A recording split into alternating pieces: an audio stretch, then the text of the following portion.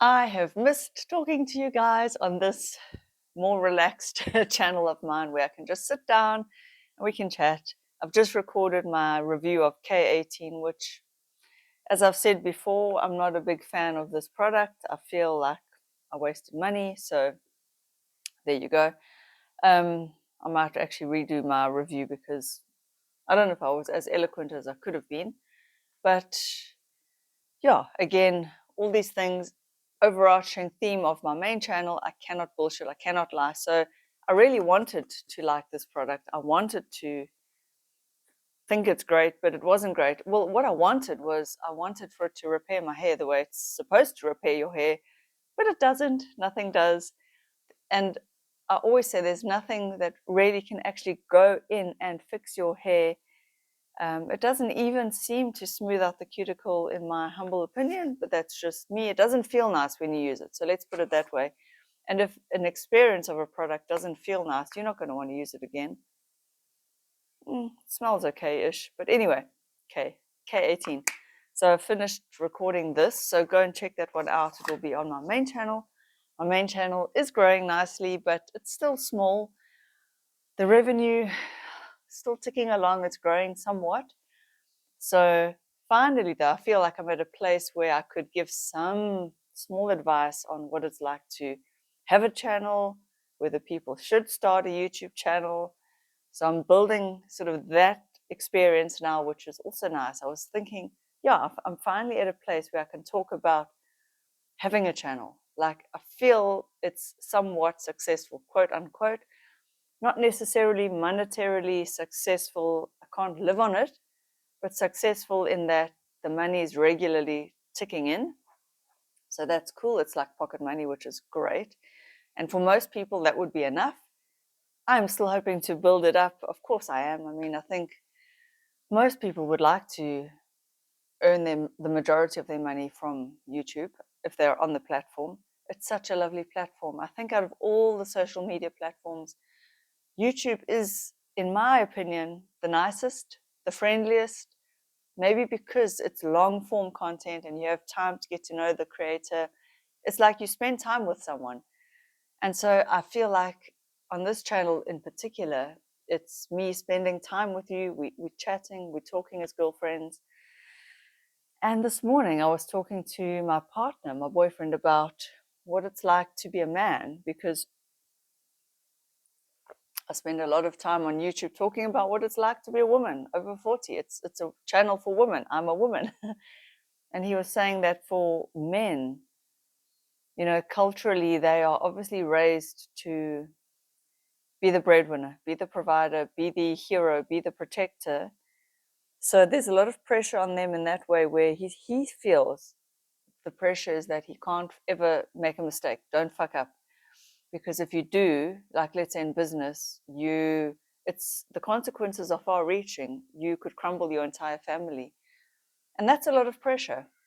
And then he was saying also with, a lot of men, if they make mistakes or they fuck up their partners, leave them or kick them out. And there I corrected him. I said, yeah, but it's not that you can't fuck up once, because most women give chance after chance after chance. And then by the 100th mistake, she might kick him out. So there we had a debate around that. But I can see in business and in terms of, if you can hear the birds, okay, shush.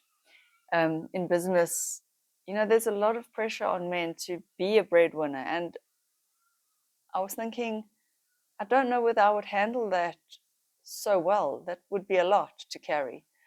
I'm very lucky because I've always had partners that I could lean on in that area. And so for a woman, our what we bring to the table in most cases, not all women, not always, I'm generalizing again, but in general, we bring the womb. We bring our bodies. And then we feel, oh, but we're unfairly criticized on our bodies and for our bodies. But that is what we bring. And so then men are looking for a womb, basically. I mean, it's crude, but basically, so they are looking for markers of health, markers of her taking care of herself. And so then we feel, oh, but they're judging us on our looks and our bodies. And to a degree they are, but also to a degree, I understand that they are looking for a lady who takes care of herself because she is the home for that growing baby. And so I think there's a little bit of, they are looking for markers of health, as I said, markers of, will she be a good mother? Will she take care of herself physically? But I do think that the line, obviously, it gets blurred, it gets crossed, and these are generalizations, but they're interesting things to talk about with your partner. And it's interesting to sort of ask him, how does it feel to be a man? What are the cultural conditionings placed on men?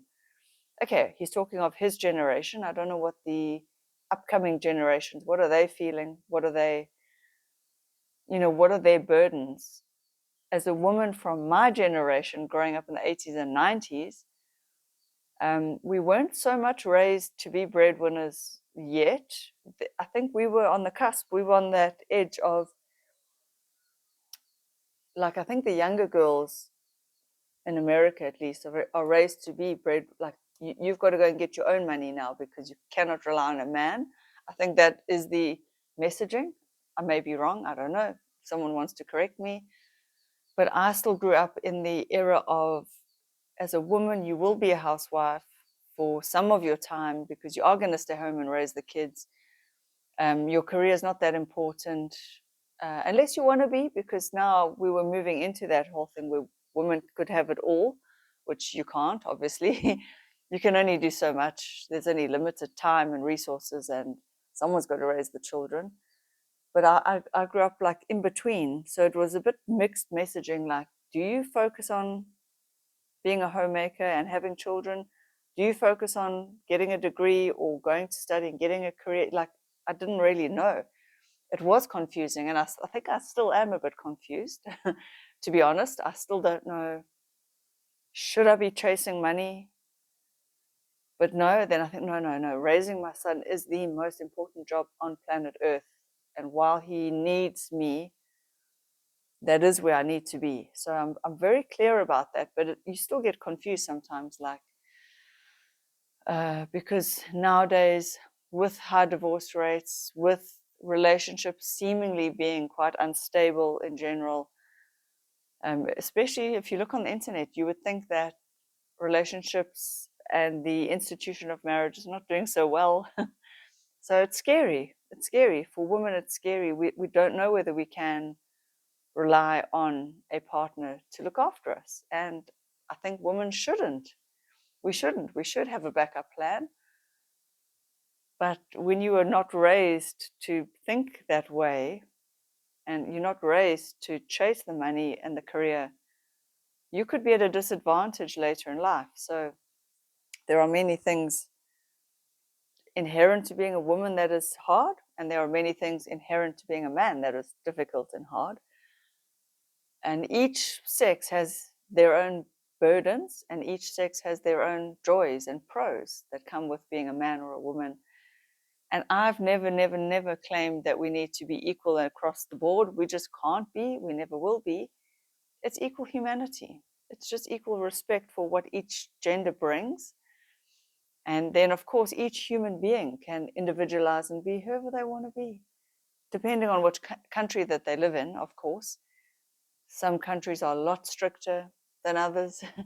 Some cultures are a lot stricter than others. But let's just say the westernized world, nowadays you could be a androgynous, fluid, what are the words? I don't even know all the words, but you could be and embody kind of anything. And I think that's a good thing. I really do. I think opening our minds and allowing people to be how they feel they want to be is such a good thing. And yet I'm not that. I'm pretty traditional. But I embrace, just be whoever you want to be. Like, yeah. That's one of the beauties of being on YouTube, is it's really made me realize, that's such a bad sentence. But anyway, I fully believe that live and let live is my core motto, which is to say that when I speak about something, it doesn't mean it's right for everyone. And everyone must do their life the way they see fit for them. I've not been in everyone's shoes. I don't know what's going to work for another person. And I always say I can only speak from my experience, what I know has worked for me, what I've trial and errored. And even with this like K18, this product review, just because I didn't like the product doesn't mean you won't like it. Maybe you'll like it, but I have to also share what I feel because I thought it was a waste of money, in my humble opinion. Somebody else could love it, but there again, I do feel like I owe it to the world to just say, I think the emperor's not wearing any clothes with this one. But again, it's my opinion. I don't see the clothes, meaning I don't see that it's really doing much to the hair at all. I really don't. But that, again, it's my opinion. So being on YouTube is tough. It's tough like that because sometimes you will say your opinion and people, obviously, they want to come and challenge you. Like when I spoke about tretinoin, which is retinoic acid. It's a retin-A. It's the like holy grail of skincare ingredients. And I use it a lot. Don't use it every day anymore, but I still feel it's not all that. It's not all that the internet cracks it up to be, which is what I was saying in my video on it. Oh, and people are like, yeah, but you're not using it properly. You haven't used it long enough. You should have used it from 20. Well, I didn't. And sorry, but that's my experience, which I'm speaking about how I feel about the products. There's somebody who's like, you can't speak for all women. And I had to reply. And I said, well, I'm not speaking for everyone. I'm speaking for me, which is what I was doing in my video. So YouTube and commenters have challenged me, and I'm now starting to realize that I do enjoy it. Sometimes it's tough, but it's building a thick skin, and it's worth it for me. It's making me grow. It's making me think. It's challenging my thinking because I had to sort of think, did I speak for all women? And then I had to go, no, I spoke for myself there. But it does get you to ponder things. It gets you to think about the impact of your words, which we should all be thinking about as human beings. We should all be thinking about, are our words helpful? Is our intention good? Is what we are saying true to the best of our knowledge? I mean, if you get something wrong and you've made a mistake, we're all human. Allow yourself to be human. But yeah, YouTube definitely challenges me. In fact, being on the internet challenges me. I like it, and I think I'm up for the challenge mostly. Some days I need a break and I need to rest. And so what I've done, I think for this upcoming week, I've deleted TikTok and Instagram off my phone. I do use the YouTube app on my phone a lot. It does help you to create faster sometimes, like shorts and whatever. But I do need a break sometimes, which I speak about that a lot. So I guess I'm going to leave you with this thought. If you don't need to be, and I've said this before, if you don't need to be on social media for your business, really, really, really get off it for a week. Just take a week off.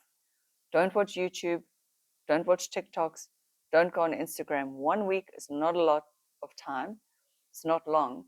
I will have to be on it because I'm now trying to earn more of a living off of it. But I can see the number that it could do on your heads because it's information overload. So if you're an overthinker, it's going to contribute more to that. If you're a perfectionist, it's going to drive you mad. People have got so much advice. There's conflicting opinions. Sometimes you won't know your ass from your elbow. Everyone is looking their best. They're presenting their best self. The list goes on and on. It's quite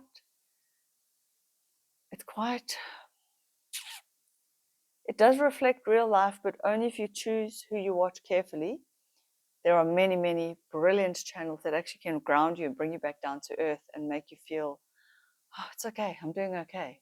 And they can also boost your mood, your mind, your mentality. But there's a lot that if you watch and you compare yourself, because the cliche is so true, comparison is a thief of joy, you could end up feeling really bad about yourself. And so one needs to watch any form of social media, even TV, even Netflix. You've got to watch it with a mindset that is aware of what this input is doing to you. You've got to be critical. Like even for example, last night I watched, what's that movie on Netflix now? It's called it was Sydney Sweeney and that guy. Anyone But You. That's what it's called. And I was just watching how, number one, it's such a cliche. It's a getaway. It's a wedding getaway movie. And of course, the parents are so wealthy and they've got this beachside house. So the settings are beautiful. The people are all beautiful. There was not a single ugly person in that movie, or maybe the Australian father of the bride to be. I mean, debatable, but he's very normal looking. But mostly it's these gorgeous people running around doing fun things, which is not true to life. And it's a destination wedding, and everyone's in their bikinis, and the sun is shining, and the weather is beautiful, and blah. And they're all cute. They're all got perfect teeth. You know what I mean? It's one of those. And if you watch that, that is not real life. People are not. I don't know. It wasn't just not realistic. Very cute. Had its funny moments. I'm not saying it wasn't a delightful watch, but I can see how media and movies can infect young minds. Young minds cannot critically dissect what they are watching. And let's say it's a young girl of 16 watching this rom-com. Oh my God, I think she's going to think that all young heroines, all young girls must be like blonde and cute and beautiful and tanned and perfect teeth and big blue eyes. You know, these are the messages that a movie can give you, because you're watching and you think, well, and then she got this cute guy, and I can see all the messaging. The other thing that got my goat was the father smoking a joint before the wedding, which I'm like, can Hollywood stop fucking glamorizing the use of drugs? They're always smoking a joint, they're always drinking a drink, and these things are toxic and they're poisonous and they alter your brain chemistry. And anyway, that's all I have to say on that. I'm not saying people who use it are, I'm just saying don't glamorize the use of these things, because they do have dangers. And I'm not saying if you smoke a joint now and then it's the end of the world. I'm not saying if you have a drink now and then it's the end of the world, but I think Hollywood glamorizes this kind of thing too much, in my humble opinion, because you have impressionable young minds that watch rom-coms, that watch all the things. And then they think that because characters in movies, in sitcoms, in rom-coms, in everything, you just see them drinking at every scene. They drink to celebrate, they drink to drown their sorrows, they drink to plot and plan. The ladies drink wine when they get together. I mean, what about going for a coffee? What's so wrong with that in a movie? Anyway, I rant. Also in movies, they're always so well dressed. They're always wearing a different outfit. They always have high heels on. They always have the perfect accessories. That's also not real life. I wish movies would just reflect real life for a change. Anyway, there's my rant, and I'm enjoying sitting with you guys again, and I will sit a little bit more next week and just unburden. And I hope you can unburden to me and unburden back and tell me your thoughts. If anything I say has sparked any thought, let me know. I learn as much from the comments as I hope I'm imparting when I talk. So have a beautiful Sunday. Well, it's Sunday as I sit and record this, and I will see you guys in the next one. Bye. Bye.